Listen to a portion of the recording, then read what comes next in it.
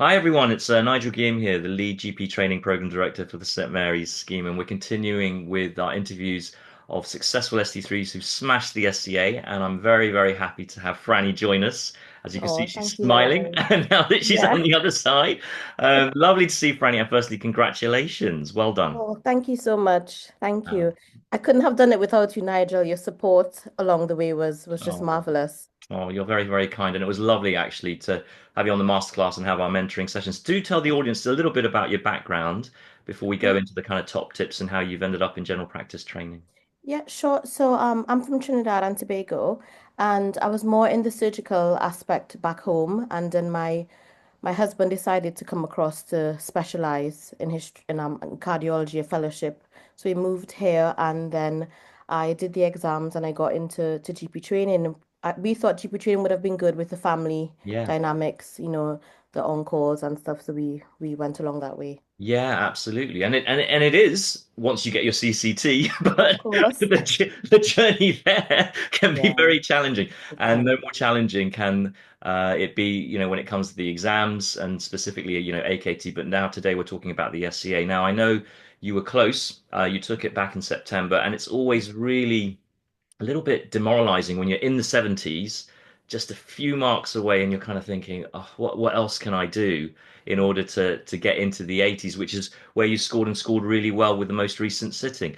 So I suppose when we start looking at data gathering, what would your kind of top tips be for the audience? What did you learn between your resit and moving into the 80s? Yeah, I think definitely using the notes appropriately.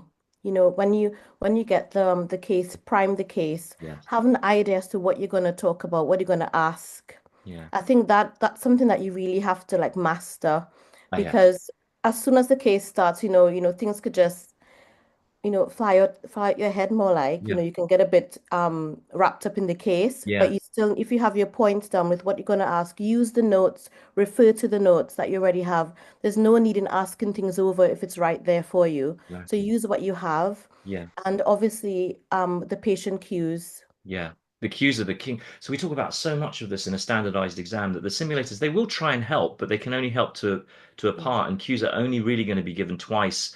And if you choose to park that, and then unfortunately it's not going to work out particularly well because you'll just be moving off the direction of travel. So this aspect of priming is really important, isn't it? Because actually it's something I suppose that a lot of candidates won't necessarily be used to Yeah. about actually thinking, well, where am I in the patient's narrative? And so Mhm. the tendency is, as you say, to ask questions which are firstly out of context, don't need to be asked, and then Mhm. that really, unfortunately, compromises how you prioritize the way in which you gather information, which is really, really important. Yeah. Um, did you find the simulators forthcoming with information? I thought they were. Mm, Um, yeah. I think they were very much clear, with their eyes, Yes. when you asked the questions. And the cues were there. I think definitely I tend to treat it like a bit of a gossip. Anything they say, Yeah, I love that. just go, ask why, Now why are you feeling that this way? that is good advice. 'Cause me and Franny used to gossip a lot during our one-to-one sessions, and it is, I love this gossip. Why? If you want to pass this, you've Yeah. always got to be thinking, why are they saying that? Why are they acting that way? And It's a actually, reason. They're yeah, doing it for a reason, and you have exactly. to uncover that. Absolutely. And that I suppose will bring us to relating to others in a second. But for me, it's a bit like an onion. You have to keep unlayering it basically Hmm. until you kind of get to the core. So Hmm. clinical management obviously carries 1.5 times more marks compared to the Yeah. other two domains. And a lot of people will, because they're spending too much time in data gathering, not give enough time for clinical management. It's rushed. And then as a result, because you fall down on that domain, you fall down harder compared to the marks Yes. overall. So for a lot of people in the 70s, it's often this aspect of trying to consolidate clinical management to get into the 80s and above. What was your game plan this time around? Yeah, for clinical management, I think a big thing was obviously bringing in the ICE into Yes. your management Yeah. because obviously that's sort of patient-centered. You want to bring that back for them. So I think that's what I also change. Remember to always bring back the ICE, and it's because it weighs so much. You need to make sure to be clear. Yeah. not sort of no sort of medical jargon, Yes. and obviously just remember obviously to safety net Yes. and follow up Yeah. with the patient. Yeah. Th those were my points, and I did probably work a bit more on my clinical Yeah. management because you tend to think a lot of it is the data gathering and getting to the diagnosis. That is part of it, but as you said, clinical management weighs so much more. You need to Exactly. and move from 5.5, 6 minutes. Got to You get just have in. to move Yeah, move ahead. you've got to give yourself enough time to do it. And I think one of the issues is when people are rushing, then you lose that simplicity in what you're saying. It becomes very technical. Hmm. You end up talking at the patient or with the patient. And that I suppose then brings us to relating to others, because actually that mark as a relating to others mark is the most labile mark. It can start well and then you can completely plummet Yeah, in definitely. that second half. So how would you keep your relating to others mark consistent throughout the whole 12 minutes? What would your advice be there? I mean, I think it just comes. I think as a doctor, you are a caring person and you do have empathy. It's pretty much just to Yeah. show that you recognize like what they're going through. Mm. Go with the cues. But try to not make it like generic comments. Yes. Be Yeah, be I know. yourself. I Yeah, think. absolutely. Absolutely. And Yeah. we use this acronym, don't we, on the course of AEE, acknowledge, empathize, energize. Because I Mm-hmm. think if you just say, I'm sorry, I'm sorry, I'm sorry, I'm sorry, it does become Doesn't generic. sound It like does yeah. become formulaic. It doesn't actually have any impact Mm-hmm. or emphasis or sincerity to it. So when the consultation becomes emotive, and often it does in the SCA, you can't really empathize until you actually acknowledge what's happening in front of you. So I suppose being in the moment, being present is just so Yes. fundamentally important. Did you have any challenging patients on the day? Um, I think I had one. Yeah, I think he was requesting for methotrexate. Yeah. Yeah, and he didn't have his bloods done, Bit and of a dilemma then. he was so persistent, and he was really trying to get you to just. He said so many things, and he really just wanted to say, yeah, I'm gonna prescribe it without the bloods, but you can't do that. Yeah, good, good. I And like that. you Yeah. have to negotiate. You You have definitely have to to. negotiate. And I definitely use the word dilemma. I Good, must say I did. As good. Because yeah, I mean, I think a golden rule that we always say is if a patient comes in and they say, I want this, and you know you shouldn't really be doing it, and you end up giving it and they leave happy, from I your think yeah, consultation room in the SCA, that's not a very good sign. no. Because actually, relating to others isn't just about being nice and doing what the patient wants you to do. As you say, more Yeah. often than not, you have to negotiate. And that word dilemma that we use as that bridging word to find the middle ground Yes. is really, really powerful.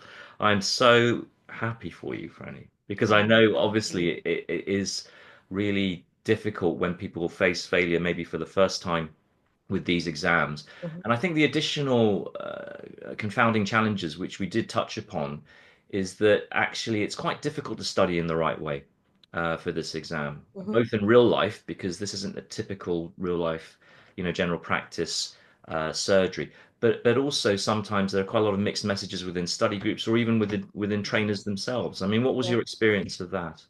Yeah, I did practice with a few people in my first sit-in. And I mean it's good to go through the cases, but in the end I realized it's whatever you practice, once you practice it well and with the right people. So for me this time, I pretty much, practice with my husband. He is a Yeah. doctor, but it doesn't matter, Yes. because and I think just perfecting those skills, the cues and, going through the cases, doing your time management, I thought that was more than enough. Brilliant. When you practice in a group and you do so many cases, it can get a bit monotonous, a bit, It yeah, can do. tiring, and you also pick up bad habits Bad from other habits. colleagues, which may not even be yourself. So you kind Exactly. of change your approach, which you Yeah. need to be yourself in this sort of Yeah. scenarios. I like this aspect of practicing with your spouse who probably isn't scared to call out your bad habits. Of course. That's true. No, it is. Yeah, yeah. I, re I remember when I was teaching my wife for the CSA, because she's a GP too. Mm. Oh, that was tough, man. Yeah, That was it it is, but I mean, I mean, obviously both of you want to see each other, you want to see both of you, you want to pass, so they're that's going to right. encourage you, but I mean, you just have to take it as it is. You just need to You get the you practice to you get where have you need to you be. can't be afraid to challenge. Challenge Yeah, and support in equal measure, but don't collude, I think, is the most important exactly. thing, isn't it? Well, Franny, the world is your oyster. CCTing when? Yeah, it will be on the 1st of March. Well, Yeah, so that's that is next week, literally isn't it? around the corner. Oh my goodness. Oh my goodness. What is the world holding for you now? Because it's quite, I mean, we've got that challenge over, but then there's a challenge of actually trying to find a job in GP now at the moment, Yeah, isn't that's another thing. there? Yeah. Yeah.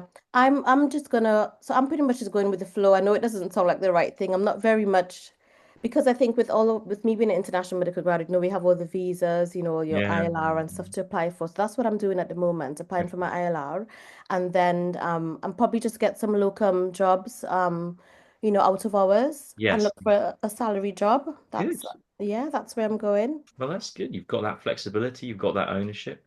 Yeah. I'm very, very happy for you. Thank you so much for agreeing to do this. And please keep in touch. Oh, Anything I can do for you will moving do, forward, Nigel. Oh, thank you let so me know. much. All right. Take care. Okay Bye. then. Bye.